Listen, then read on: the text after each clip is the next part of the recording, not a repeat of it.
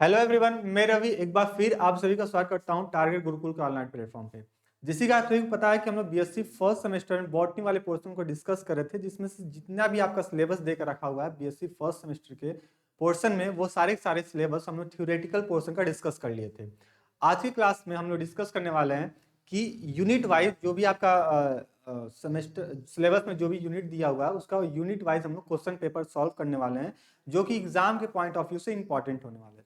इसमें इस क्लास में हम लोग ये क्वेश्चन सॉल्व करेंगे, ये क्वेश्चन को प्रैक्टिस करेंगे जो कि आपके लास्ट ईयर में पूछे गए हैं और इस साल के सेमेस्टर में आपसे ये क्वेश्चन पूछे जाएंगे।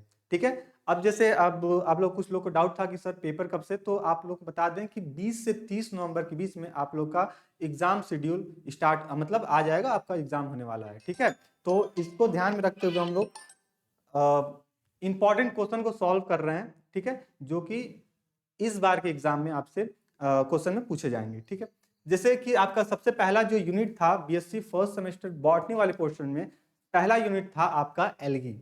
ठीक है, तो एल्गी का सारे के सारे थ्योरेटिकल क्वेश्चन हम लोग पढ़ चुके थे। ठीक है, और आज की क्लास में एल्गी के रिगार्डिंग जो भी इंपॉर्टेंट क्वेश्चन है वो उसको हम लोग डिस्कस करने वाले हैं, जिसमें से पहला क्वेश्चन है आपके सामने में है। लेकिन क्वेश्चन को स्टार्ट करने से पहले आप लोग से दरख्वास्त रहेगी कि क्लास में पेन पेपर फोकस लेकर बैठेंगे, जिससे पूरी कंसंट्रेशन आपकी क्लास पे रहे। और यहाँ पे जो भी इंपॉर्टेंट क्वेश्चन सॉल्व करने वाले हैं, अगर आपको उसका आंसर पता है तो ठीक है, आप लोग बता दीजिए कि सर इसका ये आंसर होगा, ये ऑप्शन करेक्ट होने वाला है। अगर आपका इस क्वेश्चन का आंसर नहीं पता है तो अपने कॉपी में इस क्वेश्चन को और आंसर को नोट कर लेंगे। ठीक है, क्योंकि जब भी आप एग्जाम के लिए 1 से 2 दिन पहले आप इसको रिवाइज करके जाओगे तो वहां से आपके लिए बेनिफिशियल साबित होने वाला है। ठीक है, तो चलो क्लास को स्टार्ट करते हैं। और क्लास का आज का पहला क्वेश्चन है एल्गी का। पहला क्वेश्चन है, क्या चीज है कि सर कि which of the following is the common life cycle stage of the algae. Algae यानी कि शैवाल का जो लाइफ साइकिल स्टेज होता है वो कौन कौन से होते हैं। क्या ऑप्शन के अकॉर्डिंग बात करें, क्या इसमें जाइगोस्पोर देखने को मिलता है, क्या सेप्रोफाइटिक सेप्रोफाइट देखने को मिलता है, क्या सर गैमेटोफाइट देखने को मिलता है, या फिर ऑप्शन डी की बात करें ऑल ऑफ दिस। तो आप लोग को याद होगा सर, हम लोग जब एल्गी डिस्कस कर रहे थे, थ्योरेटिकल पोर्शन को डिस्कस कर रहे थे, इंट्रो पार्ट में हम लोग बता दिए थे सर एल्गी में सर सेप्रोफाइट्स और आपका गैमेटोफाइट वाला लाइफ साइकिल स्टेज देखने को मिलता है। साथ ही साथ आपका जाइगोस्पोर का भी कंडीशन देखने को मिलता है, जो कि एसेक्सुअल के थ्रू ये रिप्रोड्यूस होते हैं, स्पेशली वेजिटेटिव के थ्रू। ठीक है, तो ये चीज अगर ये चीज आपको ध्यान आ रहा होगा कि एल्गी में हम लोग इन सारी बातों को डिस्कस किए थे, तो आपका करेक्ट ऑप्शन डी हो जाएगा। क्यों? क्योंकि एल्गी में सर आपका सेप्रोफाइट और गैमेटोफाइट वाला पोर्शन देखने को मिलता है। अब कौन से हैप्लॉइड कंडीशन के होते हैं, कौन से डिप्लॉइड कंडीशन के होते हैं, आगे के क्वेश्चन में हम लोग उसको देखने वाले हैं। तो अभी फिलहाल के लिए आप इतना जानिए, क्वेश्चन नंबर 1 का करेक्ट ऑप्शन आपका डी हो जाएगा। तो जितने लोग भी डी बता रहे हो सर, इसके अंदर स्पोरोफाइट भी होता है सर, गैमेटोफाइट भी लाइफ साइकिल होता है, साथ ही साथ जाइगोस्पोर का भी लाइफ साइकिल देखने को मिलता है। तो इसके अकॉर्डिंग ऑल ऑफ दिस वाला ऑप्शन अपना करेक्ट हो जाएगा क्वेश्चन नंबर 1 का। आप लोग क्या करोगे, अपने कॉपी में मार्क भी करते चलोगे कि सर मेरे इतने क्वेश्चन करेक्ट हो गए, और लास्ट में कमेंट बॉक्स में आप ये बता दोगे कि मेरा 40 या 50 में से इतने क्वेश्चन करेक्ट हो चुके हैं, जिससे एक एनालिसिस मिल जाएगा कि हमको और कितना तैयारी करने की जरूरत है। ठीक है, तो तैयारी तो उससे करनी है आपको, लेकिन और कितनी अच्छे से हमको और कितना सारे क्वेश्चन को सॉल्व करना है, ये चीज आपको क्लियर हो जाएगा। तो 50 में से या फिर 40 में से कितने क्वेश्चन करेक्ट हुए ये लास्ट में आप कमेंट बॉक्स में बताओगे। और जिनका भी क्वेश्चन नंबर 1 करेक्ट हो गया, अपने कॉपी में एक छोटा सा मार्क लगा लोगे कि मेरा क्वेश्चन 1 करेक्ट हो चुके हैं। चलिए देखते हैं क्वेश्चन नंबर 2 में क्या दिया है। Which term describe the alternation between the haploid and diploid stage of the life cycle in alga. यानी कि सहवाल में बात करें कि जो अल्टरनेशन ऑफ जनरेशन होता है, ठीक है, इन किन 2 चरणों के बीच में ये परफॉर्म किया जाता है। क्या ये बाइनरी फिजन के थ्रू होता है अल्टरनेशन ऑफ जनरेशन, क्या कॉन्जुगेशन के थ्रू होता है, क्या अल्टरनेशन ऑफ जनरेशन ऑप्शन में दे दिया गया है, या फिर माइटोसिस के थ्रू। सर यहाँ पे अगर क्वेश्चन की बात करें, क्वेश्चन में ही आपका आंसर छिपा हो रहता है, ध्यान से अगर क्वेश्चन को पढ़ोगे तो क्या दिया है। विच टर्म की बात कर रहा है, डिस्क्राइब बताना है, जो कि अल्टरनेशन की बात कर रहा है। किसकी बात कर रहा है सर, अल्टरनेशन की बात की जा रही है, जिसमें हैप्लॉइड और डिप्लॉइड की स्टेज की बात की जाएगी। इसमें जब भी ये चीज बात होती है सर, इसमें हम लोग अल्टरनेशन ऑफ जनरेशन की बात करते हैं। किसकी बात करते हैं सर, अल्टरनेशन ऑफ जनरेशन की, पीढ़ियों का पर्यावर्तन की बात की जाती है। तो ऑप्शन नंबर सी जितने लोग बता रहे हो क्वेश्चन नंबर 2 का, उनका ये क्वेश्चन करेक्ट हो जाने वाला है। ठीक है, तो अपने कॉपी में नोटबुक में एक और टिक लगा लो, एक और छोटा सा मार्क लगा लो कि सर अभी तक हम लोग 2 क्वेश्चन डिस्कस किए हैं और दोनों के दोनों मेरे आंसर करेक्ट हो चुके हैं। और लास्ट में एक बार आप लोग फीडबैक बता दोगे कमेंट बॉक्स में। चलिए क्वेश्चन नंबर 3 पे आते हैं। क्वेश्चन नंबर 3 क्या है, in which stage of the algal life cycle does sexual reproduction typically occur. क्या पूछ रहा है सर, सहवाल जीवन चक्र के किस चरण में समांतर लैंगिक प्रजनन होते हैं? क्या स्पोरोफाइट, गैमेटोफाइट, जायगोट या फिर स्पोर?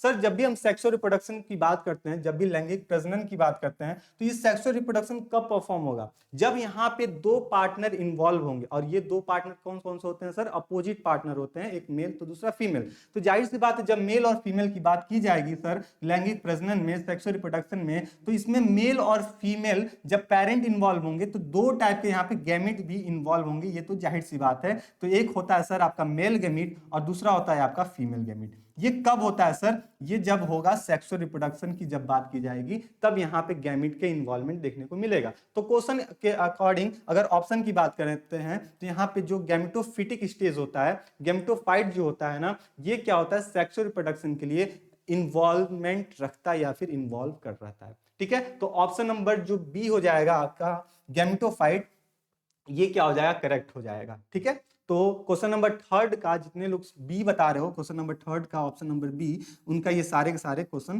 करेक्ट हो जाने वाले हैं, ऑप्शन भी करेक्ट होने वाले हैं। क्वेश्चन नंबर 4 की बात करें, which of what is the diploid phase in the life cycle of the alga called? Alga में मतलब एल्गी में ये जो डिप्लॉयड स्टेज होता है, क्या वो कौन सा होता है? क्या ये हैप्लॉयंटिक स्टेज होते हैं, क्या फिर डिप्लॉयंटिक स्टेज में क्या सेप्रोफाइट या फिर गैमेटोफाइट, कौन से होते हैं? ठीक है, तो यहाँ पे हमसे क्या पूछा है सर?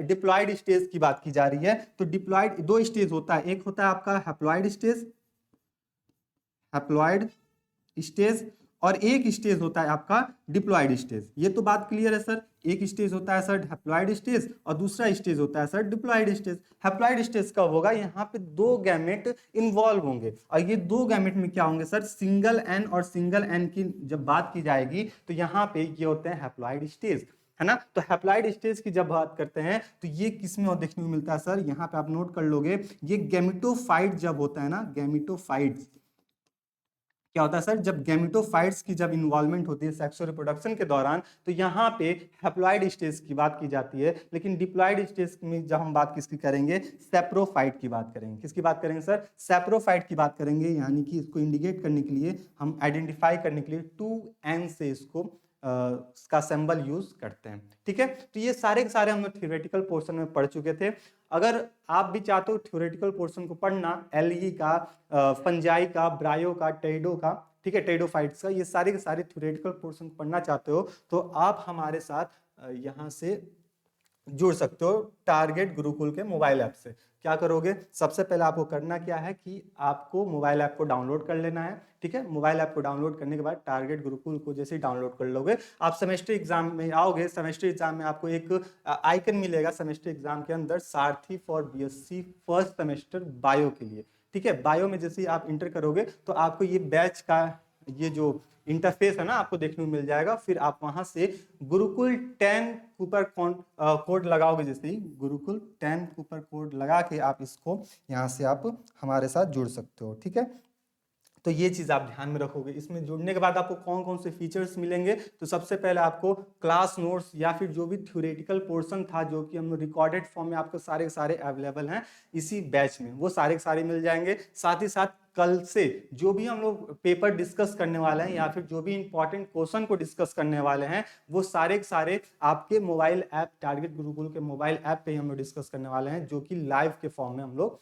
मिलेंगे। यानी कि कल के बाद जो भी हम लोग यूनिट डिस्कस करेंगे, यानी कि फंजाई का, एलगी का रिप्रोडक्शन और फंजाई वाला पोर्शन जैसे डिस्कस करेंगे, तो वो हम लोग ऐप पर ही डिस्कस करने वाले हैं। ठीक है, साथ ही साथ आपको थ्योरेटिकल क्वेश्चन सारे मिल जाएंगे।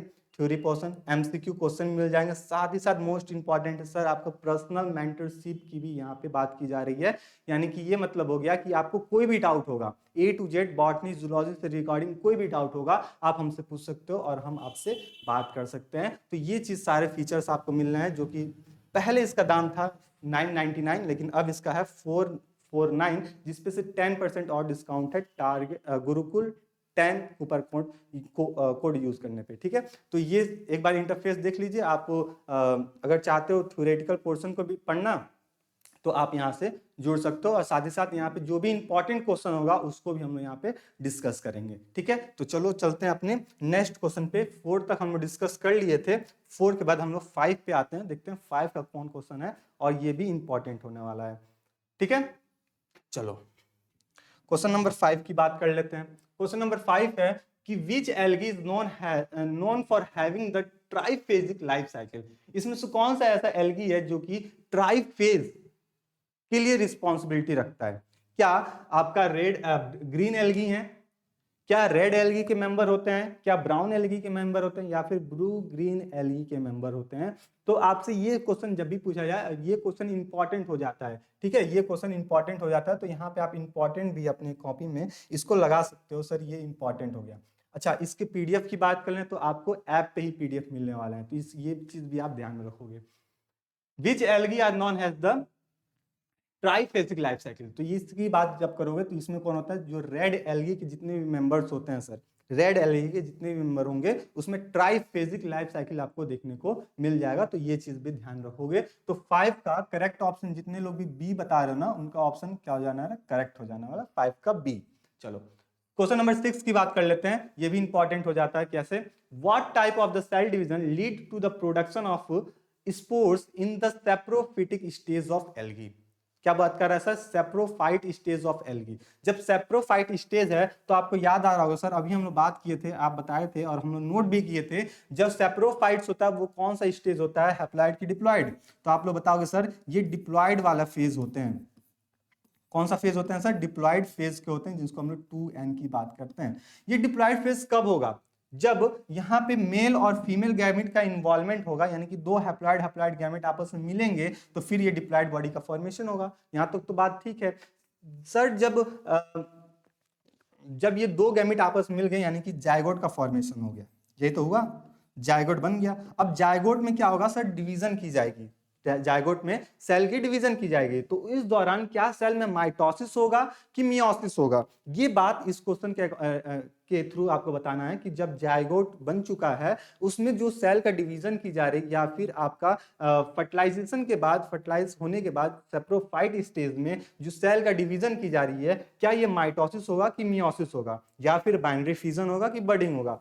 तो आपको एक थोड़ा सा कॉमन सेंस लगाओ सर, बर्डिंग और फिजन तो अभी हम बात नहीं करेंगे क्योंकि ये कहीं ना कहीं एसेक्सुअल की बात हो रही है ना। और यहाँ पे हम किसकी बात कर रहे हैं सर? जायगोट बन चुका है। जायगोट बनना कैसे है? दो गैमेट फ्यूज हो गए तब जायगोट बन गया, तो एक कहीं ना कहीं एक छोटा सा क्लू निकल के आता है सर, यहाँ पे सेक्सुअल रिप्रोडक्शन की बात की जा रही है। और सेक्सुअल रिप्रोडक्शन में जब जायगोट हो बन गया तो यहाँ पे मियोसिस का जो स्टेज होता है ना, मियोसिस वाले स्टेज यहाँ पे का सेल डिवीजन के थ्रू परफॉर्म किया जाएगा। क्यों? क्योंकि ये जो मियोसिस होता है ये गैमेट के डिवीजन होने के लिए या फिर जायगोट के डिवीजन होने के लिए रिस्पॉन्सिबिलिटी रखता है। लेकिन अगर हम बात करें माइटोसिस की, ठीक है, तो माइटोसिस में क्या होता है सर कि जो भी अभी सपोज करो प्लांट बॉडी बन चुका है या फिर हम लोग का बॉडी बन चुका है ना, तो यहाँ पे जो सेल के डिवीजन अब हो रहे हैं तो यहाँ पे कहीं ना कहीं आपका माइटोसिस की रिस्पॉन्सिबिलिटी रहती है। लेकिन जब गैमेट की डिवीजन होने वाली होती है या फिर जायगोट की डिवीजन होने वाली होती है, वहां पे आपका मियोसिस का स्टेज देखने को मिलता है। तो ये चीज भी आप ध्यान में रखोगे। एक होता है सोमेटिक सेल, एक होता है जर्म सेल, है ना। दो सेल होते हैं, एक होता है सोमेटिक सेल, यहीं पे नोट कर लो, एक होता है सोमेटिक सेल, ठीक है, सोमेटिक सेल, एक होता है जर्म सेल। जो जर्म सेल की बात की जाती है ना, जर्म सेल में हमेशा मियोसिस होता है। जर्म सेल में हमेशा क्या होता है? मियोसिस होता है। लेकिन सोमेटिक सेल में हमको माइटोटिक देखने को मिलता है, माइटोसिस। क्या देखने को मिलता है सर? माइटोसिस। तो अभी के दौरान जो हम हमारे बॉडी में या फिर प्लांट की बॉडी में जो डिवीजन हो रहे हैं उनको हम माइटोसिस कहेंगे। लेकिन जब ये जर्म सेल की बात करते हैं या फिर जायगोट की बात करते हैं तो इस दौरान अगर डिवीजन देखने को मिलता है तो उसको हम क्या बोलते हैं? उसको हम लोग मियोसिस का नाम दे देते हैं। ठीक है, तो ये चीज भी आप ध्यान में रखोगे। चलो ऑप्शन नंबर B6 का करेक्ट हो जाएगा। क्वेश्चन नंबर 7 पे चलते हैं। क्वेश्चन नंबर 7 है, इन the life cycle of Chlamydomonas which phases is haploid. Chlamydomonas में कौन सा ऐसा फेज होता है जो कि आपका हैप्लॉइड कंडीशन का देखने को मिलेगा?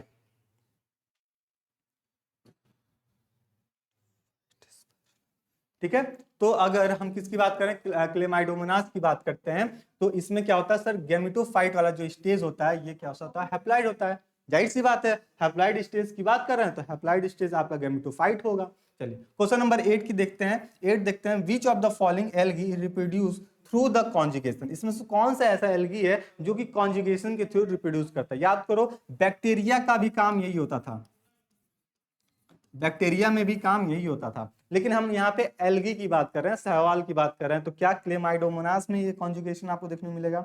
स्पाइरोगायरा में देखने को मिलेगा, फ्यूकस में देखने को मिलेगा, या फिर लेमिनेरिया को देखने को मिलेगा? ठीक है, तो आप लोग क्या बताओगे सर? कॉन्जुगेशन की जब बात होगी तो यहाँ पे स्पाइरोगायरा जो है मेंबर, इसके अंदर कॉन्जुगेशन का प्रोसेस देखने को मिलेगा, यानी कि ऑप्शन नंबर बी है ना, ऑप्शन नंबर बी स्पाइरोगायरा में कॉन्जुगेशन के थ्रू प्रजनन देखने को मिल जाएगा। तो क्वेश्चन नंबर 8 का करेक्ट ऑप्शन आपका बी हो जाएगा। क्वेश्चन नंबर 8 का करेक्ट ऑप्शन आपका बी हो जाएगा, तो ये बात आप ध्यान में रखोगे। क्वेश्चन नंबर 9 पे आ जाते हैं। क्वेश्चन नंबर 9 क्या दिया हुआ है? Which structure is responsible for the sexual reproduction in the brown algae. अगर ब्राउन एल्गी की बात कर रहे हैं तो ब्राउन एल्गी में कौन सा ऐसा स्ट्रक्चर होता है जो कि सेक्सुअल रिप्रोडक्शन करने के लिए रिस्पॉन्सिबिलिटी रखता है, यानी कि लैंगिक प्रजनन के लिए रिस्पॉन्सिबिलिटी रखता है? तो आप बताओगे क्या? एंथ्रेडिया एंड आर्चिगोनिया, ठीक है, क्या गैमिटेंजिया, या फिर प्लस्क्यूलर गैमिटेंजिया, या फिर थैलस? ठीक है, तो आप ये चीज बताओगे कि जो गैमिटेंजिया होता है ब्राउन एल्गी में, एंथ्रीडिया आर्किगोनिया आपके ऑप्शन में दिया तो ठीक है, आप करेक्ट कर सकते हो, नो डाउट। लेकिन उसके अलावा अगर कोई ऑप्शन देकर रखा हुआ है तो ऑप्शन में आपको फ्लूसी लॉकुलर गैमिटेंजिया दिया हुआ, तो इसको भी आप करेक्ट कर सकते हो। तो आपका एंथ्रीडिया आर्चिगोनिया दिया तभी भी अच्छी बात है। अगर एंथ्रीडिया आर्चिगोनिया नहीं दिया है, अगर ये ऑप्शन गैमिटेंजिया का दिया है, तभी भी आप इसको करेक्ट कर सकते हो। ठीक है, तो आपको कहीं से भी क्वेश्चन पूछे तो अगर इसलिए यहाँ पे इस दोनों ऑप्शन को लगाया गया है कि आपसे ऑप्शन में वो रहे तो ठीक है, ये रहे तो और भी अच्छी बात है, तो आप यहाँ से क्वेश्चन को करेक्ट कर सकते हो। तो क्वेश्चन नंबर 9 का करेक्ट ऑप्शन आपका सी हो जाएगा, तो ये चीज भी आप ध्यान में रखोगे। क्वेश्चन नंबर 10 पे आते हैं। क्वेश्चन नंबर 10 क्या दिया हुआ है कि what is the basic body structure of the algae called. Algae का बेसिक स्ट्रक्चर बॉडी क्या होता है? सर एल्गी को आपको याद आ रहा होगा, जब हम लोग थ्योरी क्लास पढ़ रहे थे, इंट्रोडक्शन पढ़ रहे थे, तो वहीं पे इसको डिस्कस किए थे। जो एल्गी होता है इसी को हम लोग थैलोइड बॉडी के नाम से भी जानते हैं, या फिर थैलोफाइट्स के नाम से भी जानते हैं। याद आ रहा है कि नहीं आ रहा है? बताइए। थैलोफाइट्स के नाम से जानते हैं। इसका मतलब ये होता है सर, थैलोफाइट्स का मतलब ये हुआ कि ऐसी प्लांट बॉडी, कैसी वाला प्लांट बॉडी सर? ऐसी प्लांट बॉडी जिसमें क्या करें हम, रूट स्टेम और लीफ में डिफरेंशिएट ना कर पाए। रूट स्टेम और एंड लीव्स में डिफरेंशिएट ना कर पाए, नॉट डिफरेंशिएटेड। ठीक है, जिसको हम डिफरेंशिएट ना कर पाए, आपके सामने एल्गी ला के रख दिया जाए, आप बता नहीं पाओगे कि इसमें रूट कहाँ है, स्टेम कहाँ है और लीव्स कहाँ है। ठीक है, तो इस टाइप के जो भी प्लांट्स होते हैं, इनका ये बेसिक स्ट्रक्चर जो होता है उसी को हम थैलस के नाम से जानते हैं। अगर थैलस ना दिया होगा तो थैलोफाइट भी ऑप्शन में दिखा मिल सकता है। तो आप बताओगे सर जो थैलस होता है वो क्या होता है? एल्गी का बेसिक स्ट्रक्चर बॉडी होता है। ठीक है, तो ऑप्शन नंबर बी आप इसका करेक्ट कर दोगे। क्वेश्चन नंबर 11 पे आते हैं। 11 क्या दिया हुआ है? Which type of the thallus organisation is the characteristic by the single undifferentiated cell. Question को ध्यान से पढ़ना, क्वेश्चन को अगर ध्यान से पढ़ लिए तो आप क्वेश्चन से ही आंसर निकाल दोगे। कैसे? देखो क्या पूछ रहा है सर कि ऐसा थैलस ऑर्गेनाइजेशन की बात बताइए जो कैसा हो, सिंगल हो, अनडिफरेंशिएटेड हो, है ना? ऐसा सेल जो कि सिंगल हो, अनडिफरेंशिएटेड सेल हो, तो इस टाइप को क्या बोलते हैं? फिलामेंटस बोलेंगे, क्या फिर इसको हम यूनिसेलुलर बोलेंगे, क्या इसको हम कॉलिनर बोलेंगे या फिर इसको मल्टी सेलुलर बोलेंगे। तो इस टाइप का जो ऑर्गेनाइजेशन होता है, इस टाइप का जो कैरेक्टरिस्टिक फीचर होता है एल्गी के अंदर, जो कि सिंगल हो और साथ ही साथ अनडिफरेंशिएटेड होते हैं, उनको बोलते हैं हम लोग यूनिसेलुलर। क्या बोलते हैं सर? यूनिसेलुलर। यहाँ पे अगर सिंगल ना रहता तो यहाँ पे हम मल्टी सेलुलर कह सकते थे, लेकिन यहाँ पे टर्म दे दिया है, यहाँ पे एक वर्ड दे दिया आपका सिंगल, इसके वजह से यहाँ से ऑप्शन अपने आप निकल आएगा यूनिसेलुलर। बताइए क्वेश्चन अच्छे लग रहे हैं कि नहीं लग रहे हैं? अगर क्वेश्चन अच्छे लग रहे हो तो क्लास को लाइक और अपने दोस्तों में इसको शेयर कर दीजिएगा, ठीक है? तो ये चीज भी आप ध्यान रखोगे। तो ये अपना क्वेश्चन नंबर 11 हो गया और क्वेश्चन नंबर 11 का करेक्ट ऑप्शन आपका बी हो गया। तो जितने लोग भी बी बता रहे हो अपने कॉपी में एक और टिक लगा लोगे कि सर अभी तक हम लोग 11 क्वेश्चन डिस्कस किए हैं और 11 में से 10 या 11 क्वेश्चन मेरे करेक्ट हो चुके हैं अभी फिलहाल तक के लिए। चलिए अब क्वेश्चन नंबर 11 के बाद क्वेश्चन नंबर हम आगे बढ़ेंगे क्वेश्चन नंबर 12 के पास। क्वेश्चन नंबर 12 क्या है कि in which type of the thallus organisation are the cells arranged end to end form a thread like structure। देखो मोस्ट इंपॉर्टेंट आ गया। अब क्या पूछ रहा है सर? थ्रेड लाइक स्ट्रक्चर की बात की जा रही है। किसकी बात की जा रही है सर? थ्रेड लाइक स्ट्रक्चर की बात की जा रही है। तो फिर हम क्या बता सकते हैं? ठीक है, थ्रेड लाइक स्ट्रक्चर की बात करते हैं तो फिर हम यहाँ पे क्या बता सकते हैं सर? इसमें हम तब फिलामेंट बताएंगे, है ना? क्या बताएंगे सर? फिलामेंट बताएंगे। क्या पूछ रहा है कि which of the thallus organisation are the cell arranged end to form the thread like structure. तो क्या बताएंगे? फिलामेंट बताएंगे। तो ये बात भी आप ध्यान रखोगे कि फिलामेंटस में क्या होता है? थ्रेड लाइक स्ट्रक्चर आपको देखने को मिलते हैं। इसी तरह क्वेश्चन नंबर 13 जो है, देखो ये जो 9 से जो क्वेश्चन हम बात कर रहे हैं ना, 9 से 15 तक का जो क्वेश्चन होगा, 9 से यहाँ पे नोट कर दें, 9 से 15 तक का जो क्वेश्चन होगा, ये आप गारंटी मान के लिखना, 110% गारंटी है कि आपको इसमें से 1 से 2 क्वेश्चन 9 से 15 तक के क्वेश्चन में आपको देखने को मिल जाएंगे। ठीक है, चलो क्वेश्चन नंबर 13 देखते हैं। 13 क्या है कि which type of the thallus organization is seen in the algae like the volvox where the cell form a colony। याद करो जब हम लोग वॉल्वॉक्स पढ़ रहे थे तो वॉल्वॉक्स उसका जो ऑर्गेनाइजेशन था वो कैसा होता था? वॉल्वॉक्स का जो ऑर्गेनाइजेशन होता था वो कॉलोनियल फॉर्म में होता था। कैसा होता सर? कॉलोनियल फॉर्म में होता था, यानी कि ये हमेशा कैसे रहते थे? कॉलोनी बना के अपने आप को रखते थे, यानी कि एक सेल यहाँ पे है तो दूसरा सेल यहाँ पे, तीसरा सेल यहाँ पे, चौथा सेल वॉल्वॉक्स यहाँ पे, इस पे कॉलोनी बना के रखते थे। तो यहां से क्वेश्चन से आंसर निकल के आ जाएगा कि वॉल्वॉक्स की जब भी बात करेंगे तो ये किस फॉर्म में होंगे सर? कॉलोनियल फॉर्म में होंगे। और ऑप्शन में चलें तो ऑप्शन में यूनिसेलुलर होंगे नहीं सर, फिलामेंटस होंगे नहीं, क्योंकि कॉलोनी की बात की जा रही है। तो इसलिए क्या हो जाएगा? Option number C colonial option अपना करेक्ट हो जाएगा। 13 का ऑप्शन नंबर जो सी हो जाएगा वो अपना करेक्ट हो जाएगा। बताइए यहां तक की बात क्लियर है कि नहीं है? ठीक है, अगर 13 तक की क्वेश्चन आपका क्लियर हो गया, यहां तक के क्वेश्चन करेक्ट हो गए, तब हम लोग चलेंगे अब क्वेश्चन नंबर 14 पे। किस पे चलेंगे सर? क्वेश्चन नंबर 14 पे चलना है। और यहाँ पे ये देखेंगे कि what type of the thallus is formed in the cenocytic structure where the thallus is the multicellular which lack the cross wall। ठीक है, तो अगर इस टाइप का क्वेश्चन देखने को मिल जाए तो फिर आप क्या बताओगे?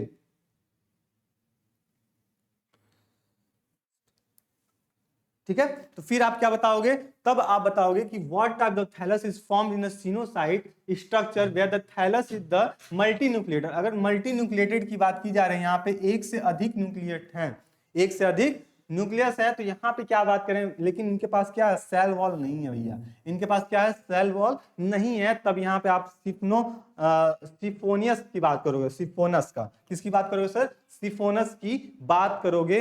बताओ यहां तक का क्वेश्चन आपका करेक्ट हुआ कि नहीं? ऑप्शन नंबर इसका सी जो होगा वो अपना करेक्ट हो जाएगा क्वेश्चन नंबर 14 का। चलो क्वेश्चन नंबर 14 के बाद हम लोग बढ़ेंगे आगे की तरफ क्वेश्चन नंबर 15 पे। और 15 क्वेश्चन देखेंगे क्या?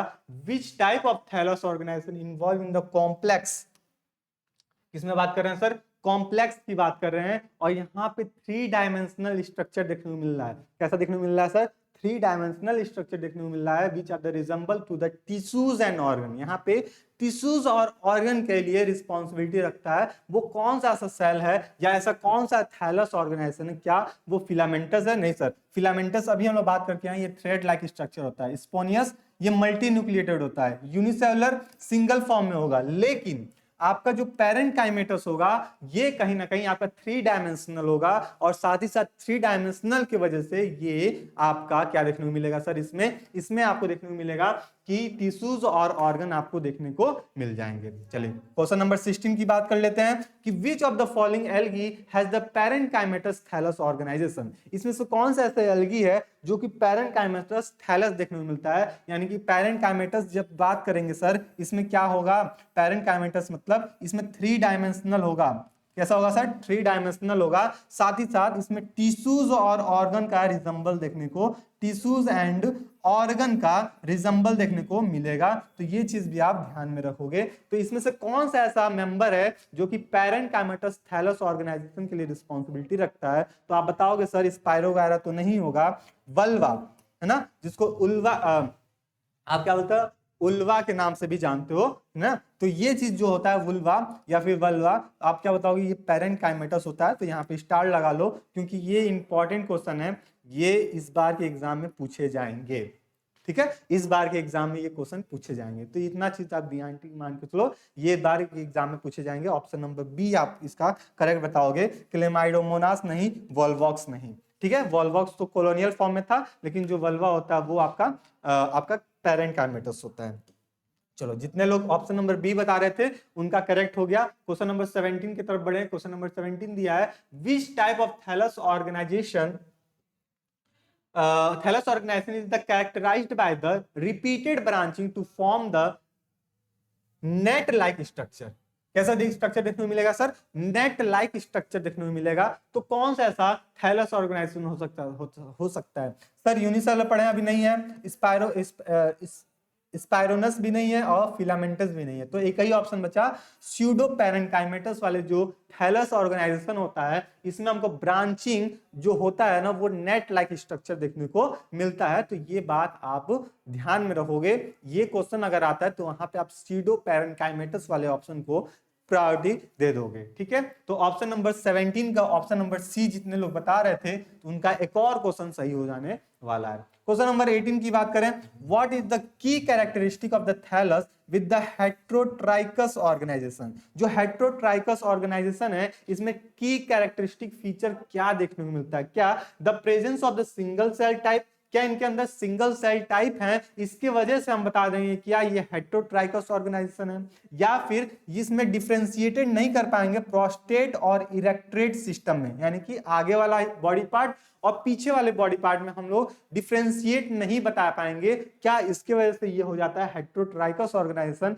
या फिर begins the compressed entire of the filament, इसके वजह से हो जाता है, या हैविंग द कॉलोनियल फॉर्म। आप हिंदी वाले ऑप्शन को भी यहां से देख सकते हो कि एकल कोशिकाएं प्रकार की उपस्थिति होने के कारण इसको हम क्या बता सकते हैं कि विषम कोणीय संगठन वाले हैं, यानी हेट्रोट्राइकस वाले हैं, या फिर प्रोस्टेट और इरेक्ट सिस्टम में अंतर की वजह से बता सकते हैं, या फिर पूरी तरह से तंतुओं से बना होना इसके वजह से बता सकते हो, या फिर लास्ट ऑप्शन है औपनिवेशिक रूप से, यानी कि उसका स्वरूप होने की वजह से इसको हम डिफरेंशिएट कर सकते हैं। तो यहाँ पे आप बताओगे ऑप्शन नंबर बी सर, जो डिफरेंशिएशन होता है ना प्रोस्टेट और इरेक्ट्रेट सिस्टम का, इसकी वजह से हम इसको हेट्रोट्राइकस ऑर्गेनाइजेशन के अंतर्गत रखते हैं। याद करो एल्गी का सेकेंड वाला लेक्चर, ठीक है, इस सेकेंड वाले लेक्चर में हम लोग इसके बारे में डिटेल में डिस्कस किए थे, वहां पे इंपॉर्टेंट भी लगाए थे। यहाँ से क्वेश्चन आपसे पूछे जाते हैं और देखो यहाँ से क्वेश्चन आपके निकल के आ गए। ठीक है, तो जो हम बता देते हैं ना, मतलब यहाँ से क्वेश्चन पूछे जाए तो इस साल नहीं तो पिछले साल वो क्वेश्चन आए हुए हैं। ठीक है, तो उन्हीं सबको हम लोग डिस्कस कर रहे हैं। तो ये देखो ऑप्शन नंबर बी यहाँ पे आपका करेक्ट हो जाएगा। कितने लोग को लेक्चर नंबर 2 याद आ रहा है, एल्गी का लेक्चर नंबर 2 कितने लोग को याद आ रहा होगा? अगर याद आ रहा है तो वहीं से ये क्वेश्चन है सब। चलो आगे देखते हैं question number 19, which algae exhibit a siphonous thallus structure. इसमें से कौन सा ऐसा एल्गी है जो कि सिफेनोफोलस थैलस ऑर्गेनाइजेशन के लिए रिस्पॉन्सिबिलिटी रखता है? तो आप बताओगे सर इसमें स्पाइरोगाइरा। क्या बताओगे इसमें? स्पाइरोगाइरा। अच्छा देखते हैं कितने लोग बता सकते हो। 19 का बताओ। चलो 19 कितना क्या हो सकता है इसका? ठीक है, क्या हो सकता है बताओ? क्या स्पाइरोगाइरा होगा, कैलिप्ट्रा होगा, वल्वा होगा, या फिर क्लेमाइडोमोनास होगा? ठीक है, तो इसका करेक्ट ऑप्शन हो जाएगा कैलेप्ट्रा। क्या होगा, कैलेप्टरा। स्पेनियस थैलस की बात करते हैं तो इसमें क्या होता है, कैलेप्टरा का आपका देखने को मिल जाएगा। चलो आगे की बात कर लें। क्वेश्चन नंबर 19 के बाद क्वेश्चन नंबर 20 क्या है, 20 विच of the following is the primary pigment found in all alga. यानी कि दो टाइप के पिगमेंट देखने को मिलते हैं, एक आपका चीफ प्रोड्यूसर पिगमेंट होता है जिसको प्राइमरी पिगमेंट कहते हैं, और दूसरा होता है उसको एसेसरी पिगमेंट कहते हैं। क्या कहते हैं सर, दो टाइप के पिगमेंट देखने को मिलता है, एक होता है आपका प्राइमरी पिगमेंट और जो दूसरा होता है उसको बोलते हैं हम लोग एसेसरी पिगमेंट। एसेसरी पिगमेंट क्या करेगा, अच्छा सबसे पहले प्राइमरी पिगमेंट की बात कर लें तो ये क्या होता है, ये हेड पिगमेंट होता है, यानी कि जो भी फोटोसिंथेसिस करने के लिए बात की जाती है ना, वो पिगमेंट जो होता है क्लोरोफिल ए ही रिस्पॉन्सिबिलिटी रखता है। कौन रिस्पॉन्सिबिलिटी रखेगा सर, क्लोरोफिल ए जो होगा यही की सारी रिस्पॉन्सिबिलिटी रखेगा। लेकिन जितने भी एसेसरी पिगमेंट होते हैं जैसे क्लोरोफिल बी हो गए आपके, है ना, जैंथो क्लोरोफिल सी हो गए, डी हो गए, जैंथोफिल हो गए, फाइटोक्यूनिन हो गए, फाइटोसाइनिन हो गए, तमाम सारे जितने भी पिगमेंट हैं ये सारे के सारे एसेसरी पिगमेंट के अंतर्गत आते हैं, जो कि क्या करते हैं, लाइट को एब्जॉर्ब करके क्लोरोफिल ए को दे देते हैं अपने हेड वाले को, है ना। यानी कि ये इनके वर्कर टाइप के होते हैं, ठीक है। ये क्या करते हैं, लाइट को एब्जॉर्ब करते हैं और फिर अपने आगे क्लोरोफिल ए को दे देते हैं। तो वही पूछ रहा है कि जो प्राइमरी पिगमेंट कौन होता है सारे के सारे एल्गी में, तो वो होता है क्लोरोफिल ए। तो क्लोरोफिल ए को हम लोग चीफ पिगमेंट के नाम से भी जानते हैं या फिर प्राइमरी पिगमेंट के नाम से भी जानते हैं। चलो क्वेश्चन नंबर 21 की बात करें। अच्छा 20 का करेक्ट ऑप्शन बी हो जाएगा, तो जितने लोग भी बी बता रहे हो उनका क्वेश्चन करेक्ट हो जाने वाला है।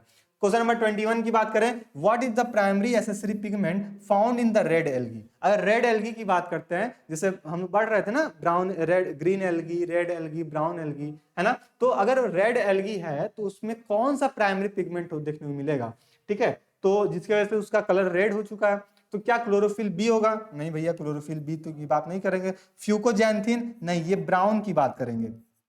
इसकी बात करेंगे सर, ब्राउन एल्गी है तो वहां पे फ्यूकोजैंथिन होगा।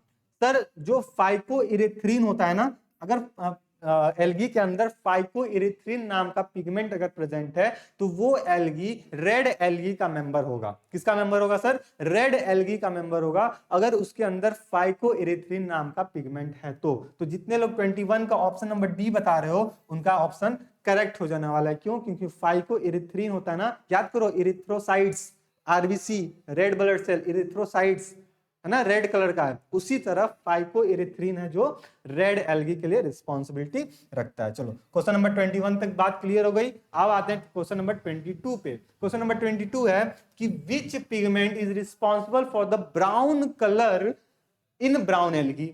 अच्छा चलो वही बात हो गई सर, अगर ऐसा एल्गी है जिसका कलर क्या है, ब्राउन कलर का है, तो उसके अंदर कौन सा पिगमेंट होगा, ठीक है। अभी हम लोग बात किए थे कौन सा पिगमेंट होता है सर, फ्यूकोजैंथिन होता है। क्या होता है सर, फाइकोजैंथिन, है ना, फ्यूकोजैंथिन। तो ऑप्शन नंबर सी जो होगा 22 का वो क्या हो जाएगा आपका, करेक्ट हो जाएगा। चलो क्वेश्चन नंबर 23 बात कर लेते हैं लगे हाथ, कि green algae predominantly contain which accessory pigment. जो ग्रीन एल्गी होता है वो प्रीडोमिनेंटली किस एल्गी को, किस पिगमेंट को एसेसरी करते हैं, तो क्या फाइकोबिलिन होते हैं, क्या कैरोटेनॉइड्स होते हैं, जैंथोफिल होते हैं, या फिर बोथ ए बी एंड सी।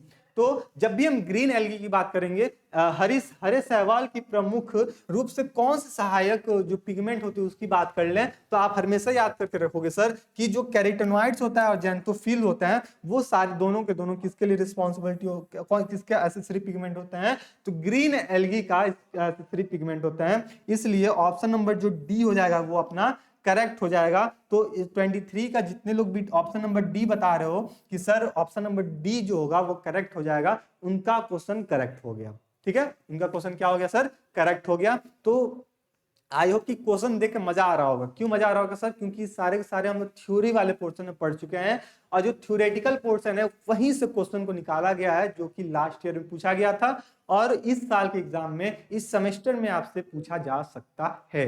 तो ये चीज आप ध्यान में रखोगे, ठीक है। तो ग्रीन एल्गी की बात करें, एसेसरी पिगमेंट आपका कैरोटेनॉइड और जैंथोफिल की बात कर लोगे।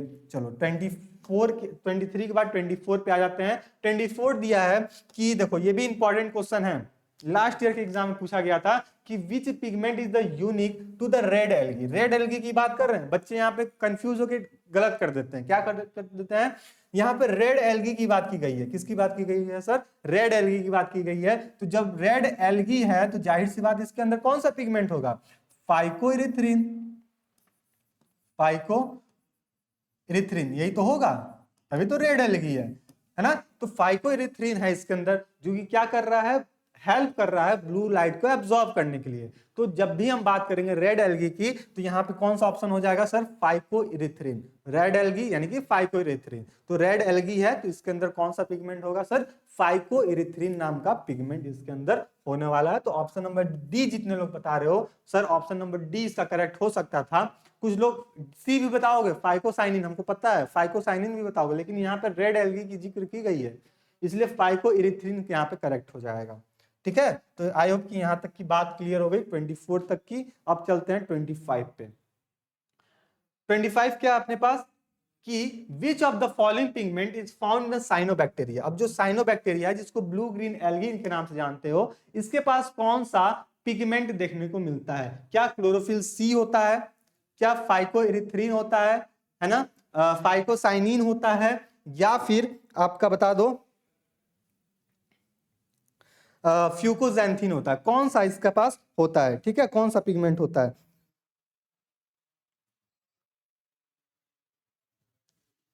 ठीक है, तो आप जब भी बात करो कि सर साइनोबैक्टीरिया में कौन सा पिगमेंट पाए जाते हैं, तो आप बताओगे सर क्या, फाइकोसाइनिन। क्या बताओगे सर, फाइकोसाइनिन नाम का पिगमेंट होता है, जो कि ब्लू ग्रीन एल्गी के पास होता है, साइनोबैक्टीरिया के पास होता है। ठीक है, तो अब यहां से बात क्लियर हो गई, यानी जितने लोग भी ऑप्शन नंबर बी बता रहे थे उनका ऑप्शन करेक्ट हो जाने वाला है। चलो क्वेश्चन नंबर 26 पे आते हैं। 26 क्या दिया हुआ है कि which pigment is responsible for capturing the light energy in photosynthesis processes in algae. Algae में, सहवाल में क्या कर रहा है, लाइट एनर्जी को कैप्चर कर रहा है फोटोसिंथेसिस करने के लिए। कौन सा पिगमेंट रिस्पॉन्सिबिलिटी रख सकता है, क्या क्लोरोफिल। क्लोरोफिल में क्या हो सकता है, यहाँ पे आप क्लोरोफिल दे दिया, कलेक्टिवली क्लोरोफिल दे दिया। यहाँ पे क्लोरोफिल ए भी दे सकता था सर, बी भी दे सकता था, सी भी दे सकता था, तमाम सारे क्लोरोफिल का नाम दे सकता था, लेकिन उसको सारे नाम ना देके एक कलेक्टिवली नाम दे दिया क्लोरोफिल। तो यहाँ से आप कंफ्यूज नहीं होगे। सर कैरोटीनॉइड रिस्पॉन्सिबिलिटी रखता है, हाँ सर। फाइकोबिलिन रिस्पॉन्सिबिलिटी रखता है, हाँ सर। इसी के साथ फाइकोइरिथ्रिन भी आ जाए, फ्यूकोजैंथिन भी आ जाए, फाइकोसाइनिन भी आ जाए, सारे के सारे रिस्पॉन्सिबिलिटी रखते हैं लाइट एनर्जी को कैप्चर करने के लिए, लाइट एनर्जी को कैप्चर करके फोटोसिंथेसिस में पार्टिसिपेट कराने के लिए। इस तरह से अपना ऑप्शन ऑल ऑफ दिस यहाँ पे करेक्ट हो जाएगा क्वेश्चन नंबर 26 का। तो जितने लोग भी डी बता रहे हैं उनका क्वेश्चन करेक्ट हो जाने वाला है। चलो लागे हाथ 27 पे आ जाते हैं। 27 दिया है कि in which group of the algae the chlorophyll D is found. किस टाइप के एल्गी में क्लोरोफिल डी हमको देखने को मिलता है। क्या आपका ग्रीन एल्गी में क्लोरोफिल डी देखने को मिलता है, या फिर आप बताओगे ब्राउन एल्गी में, फिर आप बता सकते हो रेड एल्गी में, या फिर आपके ब्लू ग्रीन एल्गी में। किस एल्गी में ये हमको देखने को मिलता है, तो आप किसका बता सकते हो। ठीक है, तो इसका इस टाइप का जब भी क्वेश्चन आएगा तो आप बताओगे सर जो रेड एल्गी होता है इसके अंदर क्लोरोफिल डी हमको देखने को मिल जाएगा रेड एल्गी में। ठीक है, तो जो लाल सहवाल होते हैं उसमें हम क्लोरोफिल डी देखने को मिल सकता है। चलो 28 पे आ जाते हैं। 28 बहुत अच्छा क्वेश्चन है। 28 क्या दिया है, which pigment system is the predominantly found in the brown algae and diatoms. Brown algae और साथ ही साथ डायटम्स में किस टाइप के पिगमेंट हमको देखने को मिल जाएंगे, तो ये चीज आपको बताना है। ठीक है, ये चीज बताना है इसमें। तो क्या क्लोरोफिल बी और कैरोटीनॉइड्स। सर ऑप्शन पढ़ने से पहले एक बार हमको ध्यान में आ जाना चाहिए, सर ब्राउन एल्गी में कौन सा पिगमेंट देखने को मिलता है। तो आपको पता था ब्राउन एल्गी में फ्यूकोजैंथिन देखने को मिलता है, तो इसके अकॉर्डिंग हम बाकी ऑप्शन देखेंगे ही नहीं। फ्यूकोजैंथिन यहाँ पे ऑप्शन दिखा, इसका मतलब ये ऑप्शन अपना क्या हो गया, करेक्ट हो गया। बाकी ऑप्शन जाए भाड़ में। ठीक है, तो ऑप्शन नंबर जो बी हो जाएगा वो अपना करेक्ट हो जाएगा। क्यों, क्योंकि यहाँ पे फाइकोजैंथिन की जब बात कर दी गई है ब्राउन एल्गी में तब। चलो ऑप्शन नंबर बी जो हो जाएगा अपना करेक्ट हो जाएगा 28 का। 29 पे आए कि which pigment in algae help in the protecting the organism from the excess light and oxidative stress. ऐसा कौन सा पिगमेंट है एल्गी में जो कि क्या करता है, जो भी प्लांट है ऑर्गेनिज्म उसको प्रोटेक्ट करने का काम करेगा लाइट से और एक्सेसिव स्ट्रेस से प्रोटेक्ट करने का काम करेगा। तो क्या क्लोरोफिल ए होता है? नहीं सर, क्लोरोफिल ए की बात नहीं करी जाएगी। कैरोटीनॉइड्स? नहीं सर, कैरोटीनॉइड भी नहीं होता है। फाइकोबिलिन? नहीं। आपका जैंथोफिल जो होगा वो क्या करेगा, ये काम करने के लिए रिस्पॉन्सिबिलिटी रखेगा। तो ऑप्शन नंबर डी जितने लोग बता रहे थे 29 का, उनका करेक्ट हो जाने वाला है। 30 पे आ जाए कि which of the following the major use of the algae in the food industries. Food industries में मेजर टाइप का जो एल्गी है उसका कहाँ कहाँ क्या यूज देखने को मिलता है? तो आप बताओगे sir, has a thickening agent, has a thickening the agent, यानी कि गाढ़ा करने वाले एजेंट के रूप में इसका उपयोग किया जाता है फूड इंडस्ट्रीज में। आगे 31 की बात कर लें कि which is the what is the primary algae product use in the production of the agar. Agar के प्रोडक्शन करने के लिए कौन सा एल्गी रिस्पॉन्सिबिलिटी रखता है? तो आप इसके बताओगे क्या क्लोरोफिल ए,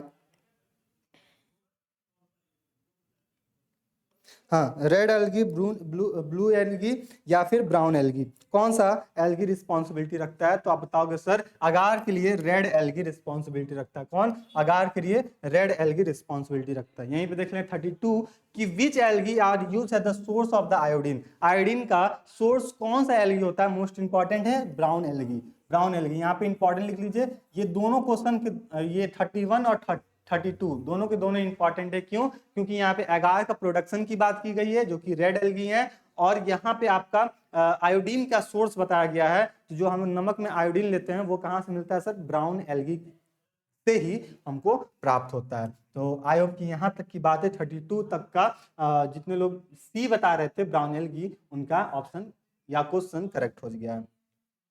33 पे आ जाते हैं कि which of the following the significant benefit of using the algae has the biofuel production. Biofuel production के लिए कौन सा ऐसा रिक्वायरमेंट है, सिग्निफिकेंस है जो कि बेनिफिट साबित करता है? तो ये चीज की अगर बात कर लेते हैं कि बेनिफिशियल साबित करने के लिए क्या होता है, तो इसमें आप बताओगे सर क्या हाई वाटर यूजेस हैं, क्या स्लो एबिलिटी रेट है इसकी वजह से, या फिर एबिलिटी टू प्रोड्यूस ऑयल, या फिर हाई लैंड रिक्वायरमेंट। तो ये सब ना बता के आप बताओगे sir ability to produce oil, oil की प्रोड्यूस करने की जो एबिलिटी है वो कहीं ना कहीं एल्गी को यूज किया जाता है बायोफ्यूल प्रोडक्शन के लिए। ठीक है, तो ये चीज आप ध्यान रखोगे। क्वेश्चन नंबर 34 पे आ जाते हैं। क्वेश्चन नंबर 34 क्या दिया हुआ अपने पास कि क्या दिया? विच एल्गी इज कॉमनली यूज है the cosmetic industries for the antioxidant properties. इसमें से कौन सा एल्गी है जो कि कॉस्मेटिक का जो सामान होता है जो कि फीमेल के थ्रू यूज किया जाता है, कॉस्मेटिक वाला सामान, मेकअप वाला,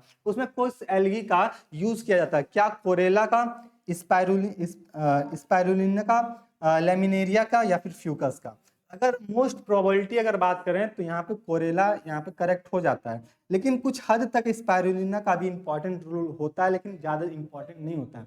अगर ऑप्शन में आपको कोरेला नहीं दिया है तब आप स्पाइरोगायरा पे जा सकते हो, लेकिन ऑप्शन में कोरेला दिया तो आप कोरेला को टिक करोगे कॉस्मेटिक प्रोडक्ट के लिए या फिर कॉस्मेटिक इंडस्ट्रीज में इसका यूज के लिए। 34 के बाद हम बात करेंगे 35 की। 35 क्या दिया है कि what is the role of algae in waste water treatment. जो वेस्ट वाटर जो ट्रीटमेंट होता है, याद करो इकोनॉमिक इंपॉर्टेंस ऑफ एल्गी, वहां पे इसको हमने डिटेल में सारे के सारे cosmetic product, food industries, waste water, ये सारे के सारे डिस्कस किए हैं हम लोग ऐप में, है ना। जब इकोनॉमिक इंपॉर्टेंस हम लोग पढ़ रहे थे थ्योरी क्लास, वहां पे हम लोग डिस्कस किए थे सारे के सारे।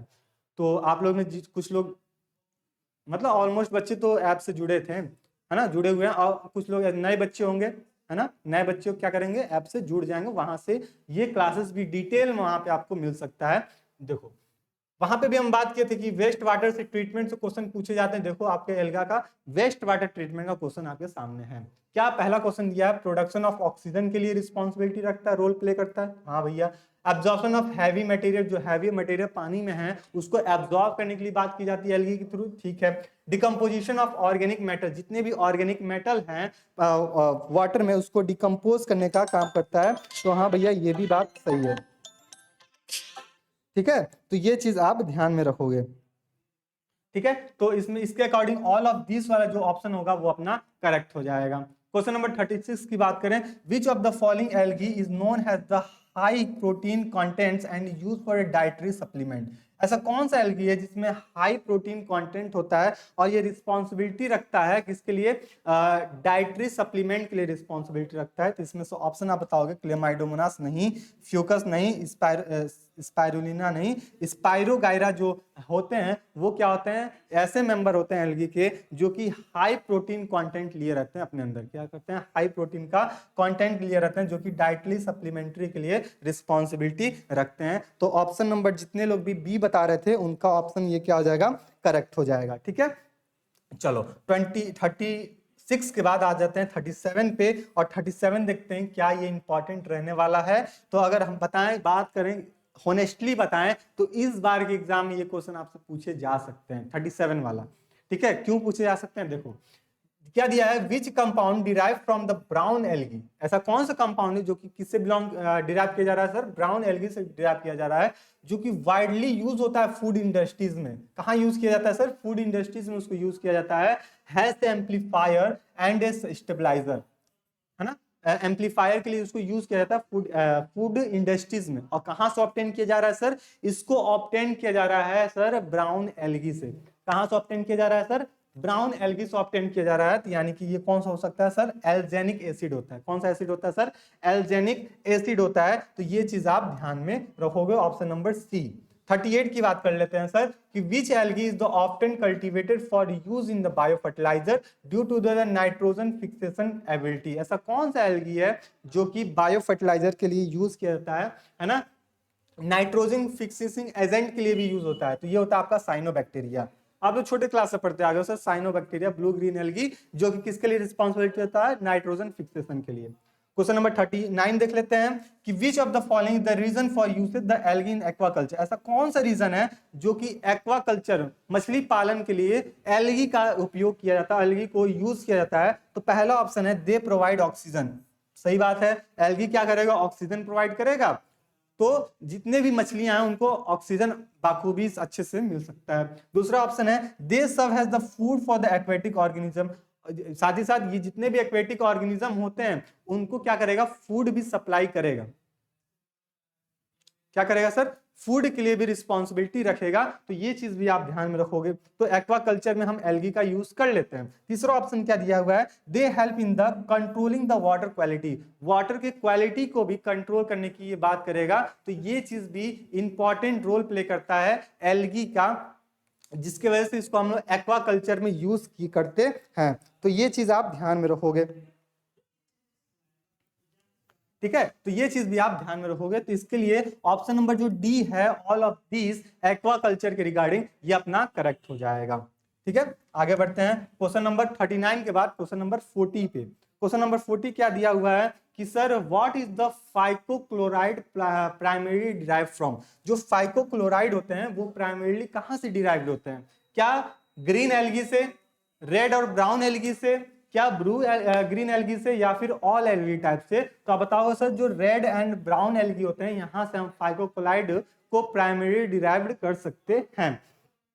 41 की बात कर लेते हैं 40 पे, which of the following is the well known phycocolloid extracted from the red algae, ऐसा कौन सा फाइकोक्लोराइड है जो कि एक्सट्रैक्ट किया जाता है रेड एल्गी से। तो आप बताओगे सर, अगार होता है वो, और कैराजिनिन होता है। क्या होता है सर, अगार होता है और कैराजिनिन होता है। तो ऑप्शन नंबर जो डी बता रहे हो 41 का, वो करेक्ट हो जाएगा। अब थोड़ा सा हम लोग फास्ट चलेंगे, थोड़ा सा फास्ट चलेंगे क्योंकि समय ज्यादा हो रहा है, क्लास दूसरे लोग का भी लगा हुआ है। 42 की बात कर लें, what is the primary use of the agar in the food industries, food industries में जो अगार का प्राइमरी यूज क्या होता है, ये होता है थिकिंग एंड जेलिंग एजेंट का। क्या काम करता है सर, थिक करने का यानी कि गाढ़ा करने का, और जेली बनाने के लिए ये रिस्पॉन्सिबिलिटी रखता है। 43 की बात करते हैं, which phycocolloid is the extensively used in the dairy industries to improve the textures to product like the ice cream and cheese, ऐसा कौन सा एल्गी है ना, ऐसा कौन सा ऐसा उसका कंपोनेंट है जो कि हम लोग आइसक्रीम इंडस्ट्रीज के लिए यूज की जाती है। तो ये चीज आप बताओगे। ठीक है, तो यहां पे आप बताओगे ऑप्शन नंबर बी, कैराजिनिन। क्या बताओगे सर, कैराजिनिन जो होता है वो आइसक्रीम और चीज यानी कि डेयरी इंडस्ट्रीज में उसको अच्छे से इंप्रूव करने के लिए यूज किए जाते हैं। ठीक है, तो ये चीज आप ध्यान में रख लोगे। ठीक है, चलो आगे बढ़ते हैं 43 के बाद 44 पे। 44 है कि alginate is the phycocolloid commonly obtain from the which group of the alga. तो यहां बताओगे सर ये ब्राउन एल्गी से इसको ऑब्टेन किए जाते हैं। कहां से ऑब्टेन किए जाते हैं सर?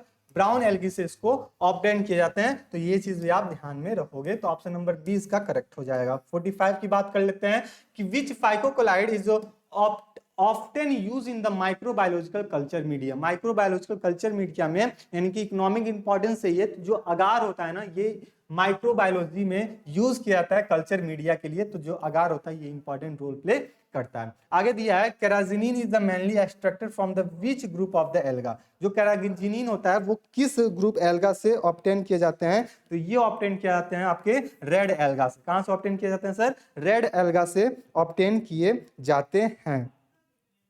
ठीक है, रेड एल्गा से ऑब्टेन किए जाते हैं। चलो 46 के बाद 47 पे बात आते हैं। 47 क्या दिया हुआ है कि which of the following is not typically use in the alginate. इसमें कौन सा ऐसा कंपोनेंट है जो कि आपका एल्जिनेट के थ्रू यूज नहीं किए जाते हैं? तो आप बताओगे सर एंटीबायोटिक प्रोडक्शन करने के लिए ये यूज नहीं किए जाते हैं, लेकिन आप बता सकते हो डेंटल के लिए, टेक्सटाइल के लिए, सब्सिडाइजली आइसक्रीम बनाने के लिए एल्जिनेट का यूज किया जाता है, लेकिन आपका एंटीबायोटिक प्रोडक्शन के लिए, दवा बनाने के लिए आपका ये काम में नहीं लाया जाता है। तो ये चीज आप ध्यान में रखोगे।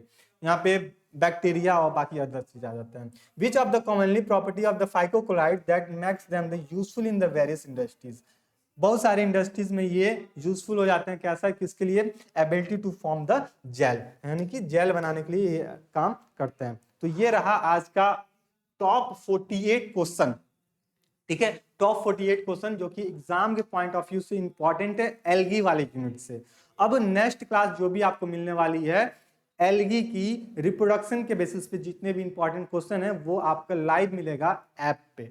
ठीक है, ऐप पे आपको बता दिए हैं कि ये टारगेट गुरुकुल का जो ऐप है आप इसको डाउनलोड कीजिए और इस ऐप से आप इसको जुड़ के, हाँ इस ऐप से आप जुड़ के क्या कीजिएगा, इस ऐप से आप जुड़ के यहाँ से सारथी फॉर बीएससी फर्स्ट सेमेस्टर के बैच से जुड़िए और यहाँ से आपके जितने भी क्लासेस हैं, चाहे जूलॉजी की बात कर लें या फिर बॉटनी की बात कर लें, सारा थ्योरी वाला पोर्शन, जितने भी थ्योरी वाले पोर्शन है, जितने भी सिलेबस में आपके टॉपिक दे के रखे हुए हैं, सारे के सारे नोट्स के साथ हम लोग यहाँ पे डिस्कस कर लिए हैं। तो जैसे ही आप इस ऐप से जुड़ेंगे तो ये सारे फीचर्स आपको मिलने लगेंगे और कल से यानी कि जब भी आपके नेक्स्ट क्लासेस अपलोड मतलब जब भी आपका एमसीक्यू की क्लासेस आएंगी तो वो लाइव आने वाली हैं इसी सारथी बीएससी फर्स्ट सेमेस्टर के बैच में। ठीक है, तो ये चीज फीचर है, आपको पर्सनल मेंटरशिप भी मिल जाएगा। तो ये चीज आप ध्यान में रखो। जूलॉजी के लिए अगर ऐड करते हो बायो के लिए तो आपको जूलॉजी, बॉटनी, साथ ही साथ आपको केमिस्ट्री का भी क्लासेस वहां पे अवेलेबल होंगे। ठीक है, पहली बात। सर दूसरी बात ये कि अभी तक की जितनी भी आपको क्लासेस मिलती थी, मोस्ट इंपॉर्टेंट बात बता रहा हूं, जितनी भी क्लासेस मिलती थी आपको टारगेट गुरुकुल पे मिलती थी। किस पे मिलती थी सर? यूट्यूब चैनल के टारगेट गुरुकुल पे मिलती थी, जो कि डेमो क्लासेस होते थे। है कि नहीं? अगर हाँ तो एक एक लिखिए, ना तो दो दो लिखिए आप लोग, सबको कमेंट बॉक्स में। सारे के सारे कहाँ मिलते थे? टारगेट गुरुकुल पे मिलते थे। लेकिन अब हम लोग जो प्रैक्टिस पेपर सॉल्व करने वाले, जैसे आज का प्रैक्टिस पेपर है, ये आपको टारगेट सेमेस्टर पे भी देखने को मिलेगा। यूट्यूब चैनल ही है, किसका नाम है? उसका नाम है आपका टारगेट सेमेस्टर। ये टारगेट सेमेस्टर कुछ इस तरह इंटरफेस आपका यूट्यूब पे दिखने को मिलेगा। ठीक है, तो इसको सब्सक्राइब कर लीजिएगा, पहली बात। दूसरी बात, जितनी भी क्लासेस आपको मिलेंगे इस टारगेट सेमेस्टर पे मिलेंगे। ये जो प्लेलिस्ट का ऑप्शन आपको दिख रहा है, ये जो प्लेलिस्ट का ऑप्शन भी दिख रहा है, तो आपको सब्जेक्ट वाइज, जैसे जूलॉजी का जितना भी हम लोग क्लासेस लिए थे टारगेट गुरुकुल पे, वो सारे के सारे वीडियो आपके टारगेट सेमेस्टर पे देखने को मिलेंगे। बॉटनी के जितने भी क्लासेस थे टारगेट गुरुकुल पे, साथ ही साथ वो आपके टारगेट सेमेस्टर के प्लेलिस्ट बन चुकी है। वहां से आप एक जगह आके आप सारी वीडियो को देख सकते हैं, सारे क्लासेस को देख सकते हैं। तो आपके पास दो काम दिया गया है। पहला, इसको सब्सक्राइब कर लिया टारगेट सेमेस्टर। इसके बाद जो भी अपडेट्स होंगी क्लासेस के रिकॉर्डिंग, एग्जाम के रिकॉर्डिंग, वो सारे टारगेट सेमेस्टर पे मिलने वाली हैं। साथ दूसरी बात ये कि आप जितने लोग भी ऐप से नहीं जुड़े हैं वो ऐप से जुड़ जाइए और बेहतरीन फीचर का फायदा उठाते रहिए। ठीक है, तो चलिए यही सब बात बतानी थी आपको। आई होप कि ये जो क्लासेस हम लोग बात की है ना, किसकी बात की है?